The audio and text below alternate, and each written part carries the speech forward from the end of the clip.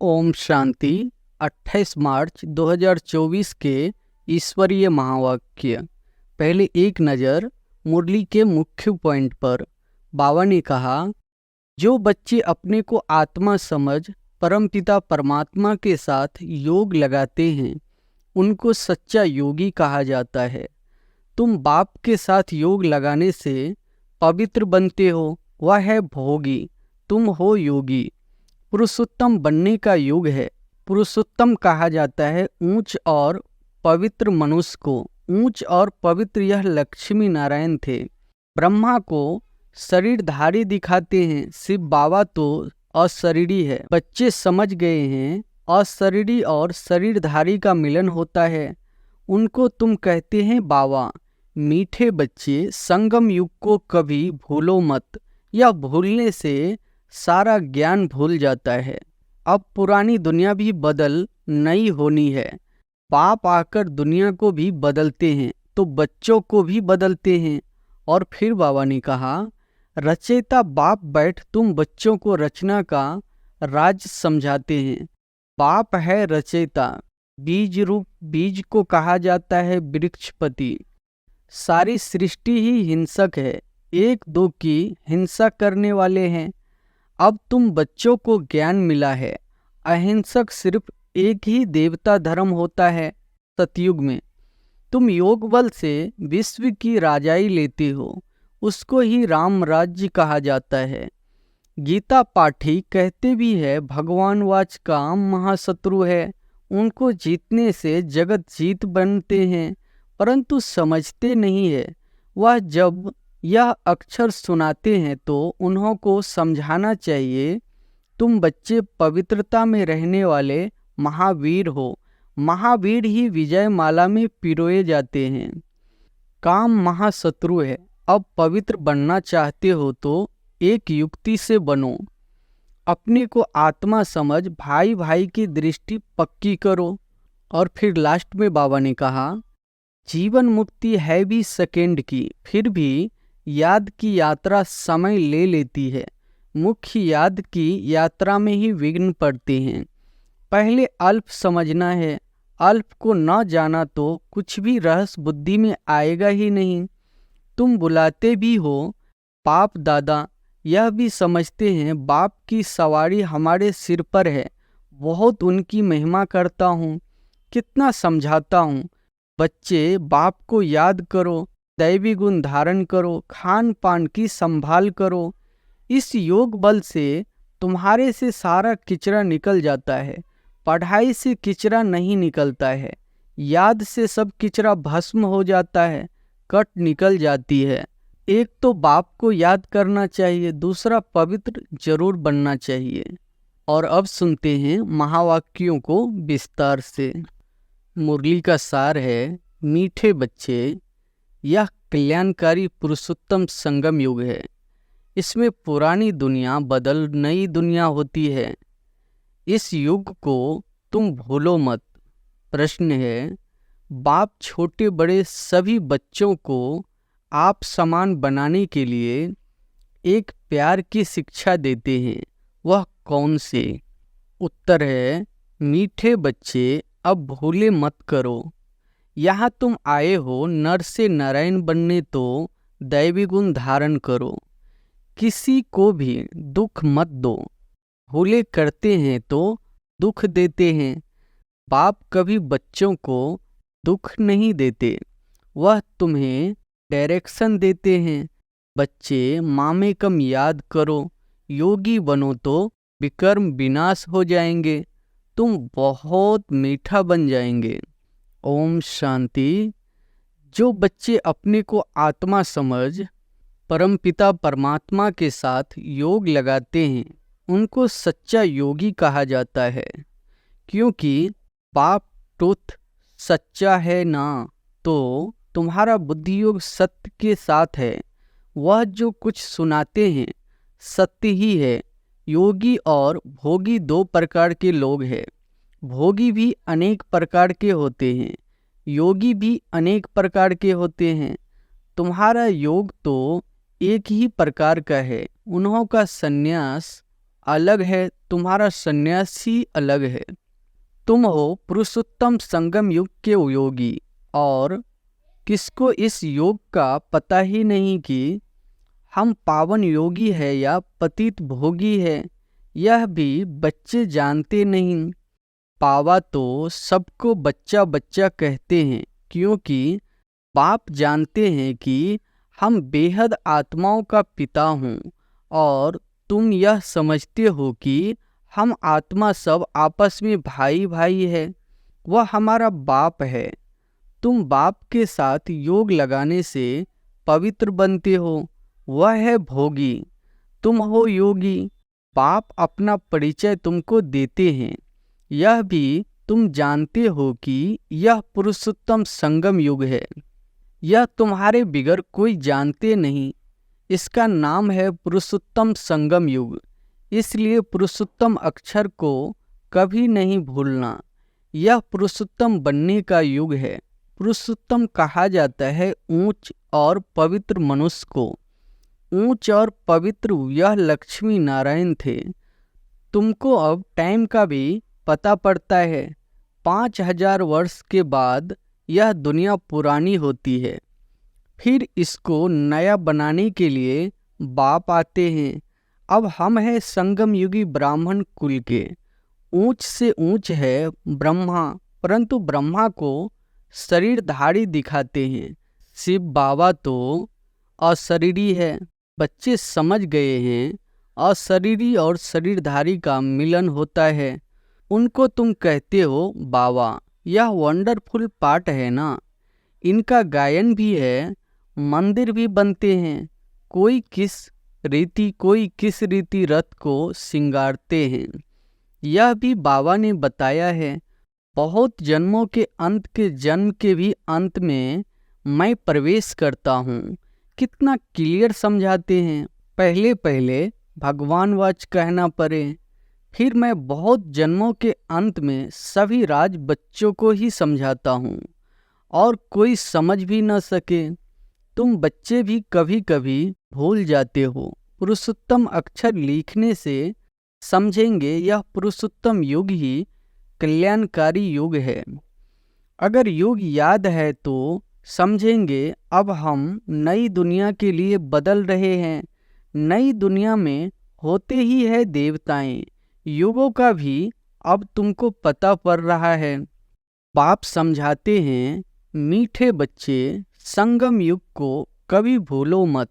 यह भूलने से सारा ज्ञान भूल जाता है। तुम बच्चे जानते हो अब हम बदल रहे हैं। अब पुरानी दुनिया भी बदल नई दुनिया होनी है।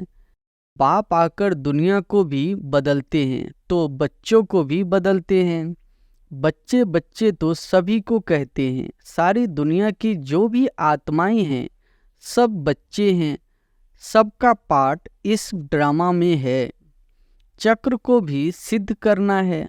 हर एक अपना अपना धर्म स्थापन करते हैं।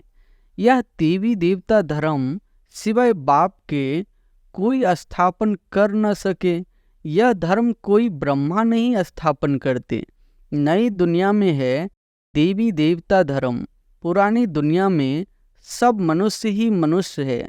नई दुनिया में देवी देवताएं होते हैं। देवताएं पवित्र है। वहाँ रावण राज्य ही नहीं। पाप तुम बच्चों को रावण पर विजय प्राप्त कराते हैं। रावण पर विजय प्राप्त होते ही राम राज्य शुरू हो जाता है। राम राज्य नई दुनिया को और रावण राज्य पुरानी दुनिया को कहा जाता है। राम राज्य कैसे स्थापन होता है यह तो तुम बच्चों के सिवाय कोई जानते नहीं। रचेता बाप बैठ तुम बच्चों को रचना का राज समझाते हैं। बाप है रचेता, बीज रूप। बीज को कहा जाता है बृहस्पति। अब वह जड़ बीज है। उनको तो ऐसे नहीं समझेंगे। तुम जानते हो बीज से ही सारा झाड़ निकलता है। सारे विश्व का कितना बड़ा झाड़ है। वह है जड़। यह है चैतन्य सच्चित आनंद स्वरूप। मनुष्य सृष्टि का बीज रूप बाप है। उससे कितना बड़ा झाड़ निकलता है। मॉडल तो छोटा बनाते हैं। मनुष्य सृष्टि का झाड़ सबसे बड़ा है। ऊंच ते ऊंच बाप नॉलेजफुल है। उन झाड़ों की नॉलेज बहुतों को होती है। इसकी नॉलेज तो एक बाप ही देते हैं। अब बाप ने तुम्हें हद की बुद्धि बदल बेहद की बुद्धि दी है। तुम इस बेहद के झाड़ को जान गए हो। कितना बड़ा पोलार इस झाड़ को मिला हुआ है। बाप बच्चों को बेहद में ले जाते हैं। अब सारी दुनिया ही पतित है। सारी सृष्टि ही हिंसक है। एक दो की हिंसा करने वाले हैं। अब तुम बच्चों को ज्ञान मिला है। अहिंसक सिर्फ एक ही देवता धर्म होता है। सतयुग में सभी पवित्र सुख शांति में रहते हैं। सब मनोकामनाएं 21 जन्म के लिए पूरी हो जाती है। सतयुग में कोई कामना नहीं। अनाज आदि सब कुछ अथाह मिल जाता है। यह बॉम्बे पहले नहीं थी। देवताएं खारे सागर के किनारे जमीन पर नहीं रहते हैं। मीठी नदियां जहाँ थी वहाँ देवताएं थे। मनुष्य थोड़े थे। एक एक को बहुत जमीन होती है। सतयुग में है ही वॉइसलेस वर्ल्ड। तुम योग बल से विश्व की राजाई लेते हो। उसको ही राम राज्य कहा जाता है। पहले पहले नया झाड़ बहुत छोटा होता है। पहले थोर में एक धर्म था। फिर फाउंडेशन से 3 ट्यूब निकलती है। एक जैसे फाउंडेशन है देवी देवता धर्म का। थोर से टाल टालियाँ छोटी छोटी निकलती है। अब तो इस झाड़ का थोड़ ही नहीं है और कोई ऐसा झाड़ होता ही नहीं है। इनका मिसाल भी बर के झाड़ से एक्यूरेट है। बर का झाड़ सारा खड़ा है लेकिन थोर है ही नहीं, सूखता भी नहीं। सारा झाड़ हरा भरा खड़ा है। बाकी देवी देवता धर्म का फाउंडेशन है नहीं। थोर तो यही है ना। राम राज अथाह देवी देवता धर्म भी थोर में ही आ जाता है। बाप कहते हैं हम 3 धर्म स्थापन करते हैं। यह सब बातें तुम संगम युगी ब्राह्मण ही समझते हो। तुम ब्राह्मणों का है छोटा सा कुल। छोटे छोटे मठ पंथ निकलते हैं ना। अरविंद आश्रम है। कितना जल्दी जल्दी वृद्धि को पाते हैं क्योंकि उनमें विकार के लिए कोई मना नहीं। यहाँ बाप कहते हैं काम महाशत्रु है, उन पर विजय पानी है। ऐसे कोई और कह न सके, नहीं तो उन्हों के पास भी हंगामा हो जाए। यहाँ तो है ही पतित मनुष्य, तो पावन बनने की बात नहीं सुनते। कहते हैं विकार बिगर बच्चे कैसे पैदा होंगे। उन विकारों का भी दोष नहीं है। गीता पाठी कहते भी है भगवान वाच काम महाशत्रु है। उनको जीतने से जगत जीत बनते हैं परंतु समझते नहीं है। वह जब यह अक्षर सुनाते हैं तो उन्हों को समझाना चाहिए। इस पर बाबा कहते हैं जैसे हनुमान दरवाजे पर जूतियों में बैठता था। बाबा भी कहते हैं जाकर किनारे बैठ सुनकर आओ। फिर जब यह अक्षर कहे तो पूछो इसका रहस्य क्या है। जगत जीत तो यह देवताएं थे। देवता बनने के लिए तो इन विकारों को छोड़ना पड़े। यह भी तुम कह सकते हो। तुम ही जानते हो कि अब राम राज्य की स्थापना हो रही है। महावीर भी तुम हो। इसमें डरने की कोई बात नहीं है। बहुत प्यार से पूछना चाहिए स्वामी जी, आपने बताया कि इन विकारों पर विजय पाने से विश्व के मालिक बनेंगे, लेकिन आपने यह तो बताया नहीं कि पवित्र कैसे बने। अब तुम बच्चे पवित्रता में रहने वाले महावीर हो। महावीर ही विजय माला में पिरोए जाते हैं।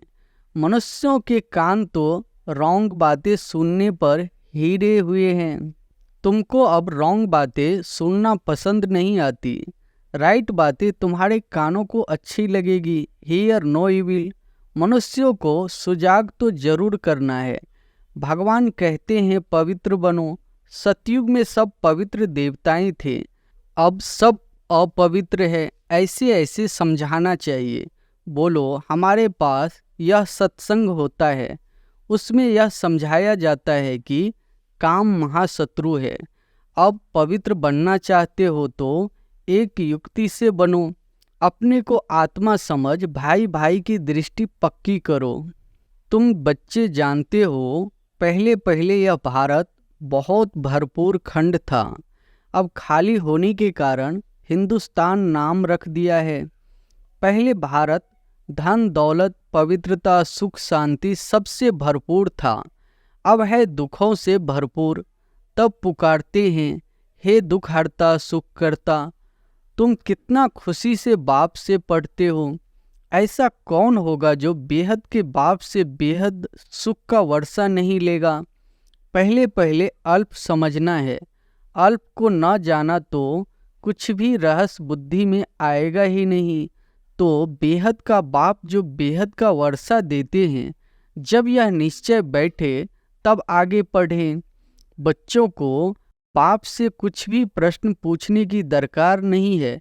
बाप पतित पावन है, उनको ही तुम याद करते हो, तुम उनकी याद से ही पावन बनेंगे।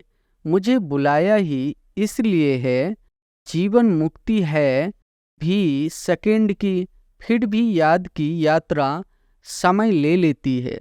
मुख्य याद की यात्रा में ही विघ्न पड़ते हैं। आधा कल्प देह अभिमानी रहे हैं, अब एक जन्म देही अभिमानी बनने में ही मेहनत है। इनके लिए ब्रह्मा बाबा के लिए भी बहुत सहज है। तुम बुलाते भी हो बाप दादा, यह भी समझते हैं बाप की सवारी हमारे सिर पर है। बहुत उनकी महिमा करता हूँ, बहुत प्यार करता हूँ। बाबा आप कितने मीठे हो, हमको कल्प कल्प कितना सिखलाते हो, फिर आधा कल्प आपको याद भी नहीं करेंगे। अब तो बहुत याद करता हूँ। कल हमारे में कुछ भी ज्ञान नहीं था, जिसकी पूजा करते थे। हमको यह थोड़े ही मालूम था कि हम यह बन जाएंगे। अब तो वंडर लगता है, योगी बनने से फिर यह देवी देवता बन जाएंगे। मेरे भी सब बच्चे हैं। यह बाबा बहुत प्यार से बच्चों को संभालते हैं, इनकी पालना करते हैं। यह भी हमारे समान नर से नारायण बन जाएंगे। यहाँ तुम आए ही हो, इसलिए कितना समझाता हूँ। बच्चे बाप को याद करो, दैवी गुण धारण करो, खान पान की संभाल करो। नहीं करते हैं तो समझता हूँ शायद अभी समय पड़ा है। कुछ न कुछ भूले तो होती रहती है। छोटे बच्चों को प्यार से समझाता हूँ, बच्चे भूले मत करो, किसको दुख न दो। भूल करते हो गोया दुख देते हो। बाप कभी भी दुख नहीं देते हैं, वह तो डायरेक्शन ही देते हैं। मामी कम याद करो तो विकर्म विनाश हो जाएंगे, बहुत मीठा बन जाएंगे। ऐसा मीठा बनना है, दैवी गुण धारण करने हैं, पवित्र बनो। यहाँ अपवित्र के आने का हुक्म नहीं है। कभी कभी आने देते हैं, वह भी अभी जब बहुत वृद्धि हो जाएगी तो कह देंगे यह है tower of purity. Tower of silence ऊंचते ऊंच है ना। अपने को आत्मा समझ बाप की याद में रहना, यह है हाईएस्ट पावर। वहाँ बहुत साइलेंस रहती है। आधा कल्प कोई झगड़ा आदि नहीं होता है। यहाँ कितना झगड़ा आदि होता है, शांति हो न सके। शांति का धाम है मूल वतन। फिर शरीर धारण कर विश्व में पाठ बजाने आते हैं तो वहाँ भी शांति रहती है। आत्मा का स्वधर्म ही शांति है। अशांति कराता है रावण। तुम शांति की शिक्षा पाते रहते हो। कोई गुस्से में होता है तो सबको अशांत कर देता है। इस योग बल से तुम्हारे से सारा किचरा निकल जाता है। पढ़ाई से किचरा नहीं निकलता है, याद से सब किचरा भस्म हो जाता है, कट निकल जाती है। बाप कहते हैं कल तुमको शिक्षा दी थी, क्या तुम भूल गए हो? 5000 वर्ष की बात है, वह लाखों वर्ष कह देते हैं। अब तुमको झूठ और सच के फर्क का पता पड़ा है। तुमको बाप ही आकर बताते हैं झूठ क्या है, सच क्या है, ज्ञान क्या है, भक्ति क्या है, भ्रष्टाचार और शिष्टाचार किसको कहा जाता है। भ्रष्टाचारी विकार से पैदा होते हैं, वहाँ विकार होता नहीं। तुम खुद कहते हो देवताएं संपूर्ण निर्विकारी है, रावण राज्य ही नहीं है। यह तो सहज समझाने की बात है। फिर क्या करना चाहिए? एक तो बाप को याद करना चाहिए, दूसरा पवित्र जरूर बनना चाहिए। अच्छा, मीठे मीठे सिकिलधे बच्चों प्रति माता पिता बाप दादा का याद प्यार और गुड मॉर्निंग। रूहानी बाप की रूहानी बच्चों को नमस्ते। धारणा के लिए मुख्य सार पहली पॉइंट है, पवित्र बनने में महावीर बनना है। याद की यात्रा से अंदर का किचरा निकालना है। अपने शांत स्वधर्म में स्थित रहना है, अशांति नहीं फैलानी है। दूसरी पॉइंट है, बाप जो राइट बात सुनाते हैं वही सुननी है। हियर नो इविल, रॉन्ग बातें मत सुनो। सभी को सुजाग करो। पुरुषोत्तम युग में पुरुषोत्तम बनो और बनाओ। वरदान है, आत्मिक शक्ति के आधार पर तन की शक्ति का अनुभव करने वाले सदा स्वस्थ भव। आत्मिक शक्ति के आधार पर तन की शक्ति का अनुभव करने वाले सदा स्वस्थ भव। इस अलौकिक जीवन में आत्मा और प्रकृति दोनों की तंदुरुस्ती आवश्यक है। जब आत्मा स्वस्थ है तो तन का हिसाब किताब व तन का रोग सूली से कांटा बनने के कारण स्वस्थिति के कारण स्वस्थ अनुभव करते हैं। उनके मुख पर चेहरे पर बीमारी के कष्ट के चिन्ह नहीं रहते। कर्म भोग के वर्णन के बदले कर्म योग की स्थिति का वर्णन करते हैं। वे परिवर्तन की शक्ति से कष्ट को संतुष्टता में परिवर्तन कर असंतुष्ट रहते और संतुष्टता की लहर फैलाते हैं। स्लोगन है, दिल से तन से आपसी प्यार से सेवा करो तो सफलता निश्चित मिलेगी। दिल से तन से आपसी प्यार से सेवा करो तो सफलता निश्चित मिलेगी। अच्छा, ओम शांति।